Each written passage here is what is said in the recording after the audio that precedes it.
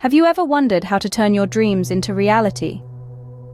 Welcome to the world of the 5 minutes rule. This simple but potent technique motivates us to begin any task or goal by dedicating just 5 minutes to it.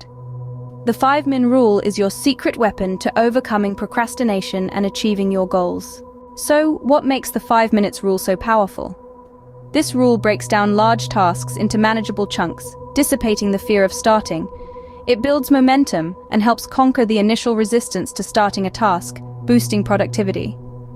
By investing just 5 minutes, you can start any task, no matter how daunting it seems. Ready to unlock the magic of the 5 minutes rule? Begin with a daunting task. Set a timer for 5 minutes. Dedicate these minutes solely to tackling this task. Remember, the key is to start. Once you start, you'll often find that you want to continue working past the initial 5 minutes. The 5 minutes rule, a simple step to giant leaps in productivity and success. Let's recap. It's a potent tool against procrastination, a boost to productivity, a game changer. Its power lies in its simplicity. Have you tried the 5-min rule before? Share your experiences or thoughts in the comments below. Let's learn and grow together.